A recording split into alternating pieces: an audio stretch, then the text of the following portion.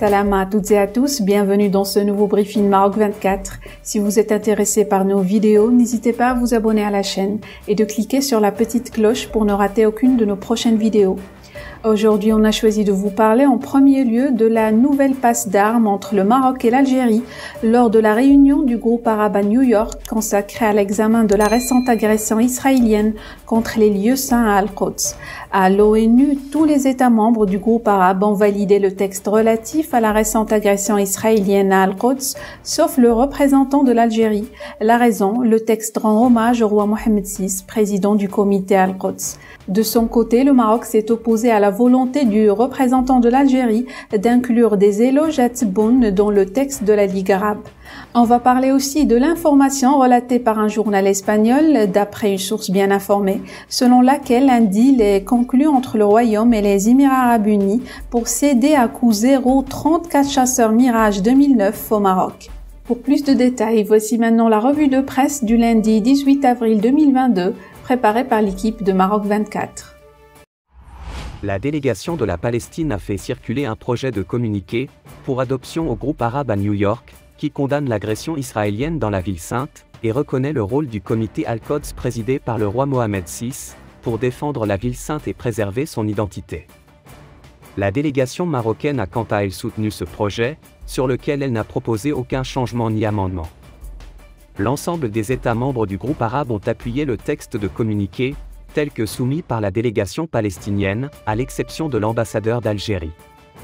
Ce dernier s'est opposé à la référence au comité Al-Quds, et a tenté d'inclure une mention d'un soutien de son président à la cause palestinienne.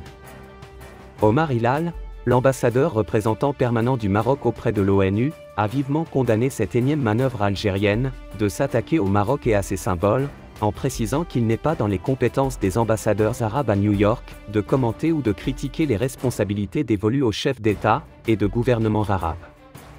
Le diplomate marocain a en outre mis en échec la tentative de l'ambassadeur algérien visant à inclure dans le projet de communiqué une référence à un soutien du président algérien à la cause palestinienne, expliquant que le texte du communiqué portait sur la situation particulière à Al-Quds, pour laquelle l'Algérie n'a aucune contribution.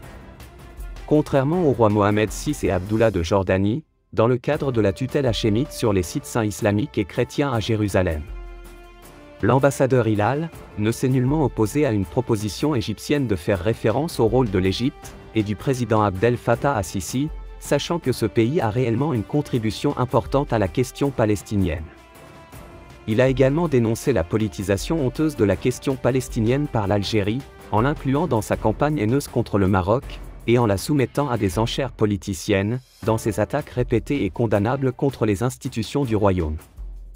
Cette obstination maladive du nouvel ambassadeur algérien, à vouloir contrer tout ce qui est marocain, a été derrière l'échec de l'adoption par le groupe arabe, du communiqué proposé par la Palestine pour condamner l'agression israélienne contre Al-Quds, bien qu'il réaffirme simplement un langage agréé depuis des décennies.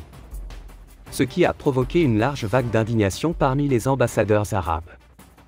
L'attitude obstructionniste de l'Algérie sur une question vitale pour le monde arabe a soulevé des craintes et des appréhensions réelles au sein du groupe arabe, sur la propension de l'Algérie, prochain président du sommet arabe, à sacrifier la question palestinienne, pour assouvir son acharnement contre le Maroc et ses institutions. Il convient de souligner que le groupe des ambassadeurs de l'Organisation de la coopération islamique à New York, a adopté pour sa part un communiqué similaire, présenté par la délégation palestinienne pour condamner l'agression israélienne à Al-Quds. Un journal espagnol avait révélé récemment que le Royaume du Maroc devait acquérir 34 avions de chasse de type Mirage 2000, cédés gracieusement par les Émirats arabes unis. Une information qui à l'époque, n'avait été ni confirmée ni infirmée par les autorités des deux pays. Ces appareils sont reconnus d'une efficacité opérationnelle redoutable, des avions de combat polyvalents avec des capacités de mener des opérations tant offensives que défensives air-air et air-mer.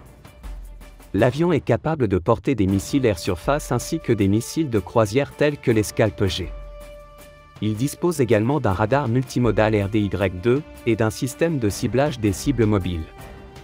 Le Maroc a toujours affiché une appétence particulière pour le français Mirage 2000, au point d'en former ses pilotes sur simulateur avant même de leur offrir une telle monture. De surcroît, Ce sont les instructeurs marocains qui ont accompagné l'armée émirati dans la formation de ces pilotes à l'usage du chasseur français. Ces avions seront employés dans des opérations qualifiées de police du ciel, une mission consistant essentiellement à sécuriser l'espace aérien.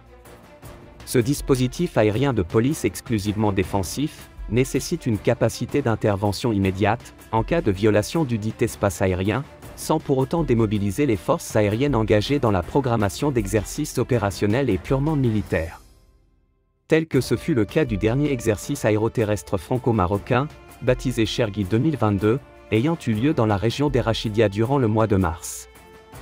Les chasseurs Mirage 2009, ainsi cédés à coût zéro, viendront renforcer la flotte aérienne des forces armées royales, déjà équipées en F-16 Made in US, qui seront transformés, actualisés et équipés selon la version Viper. Pour rester informé, je vous invite à regarder les vidéos Maroc 24 qui s'affichent sur votre écran.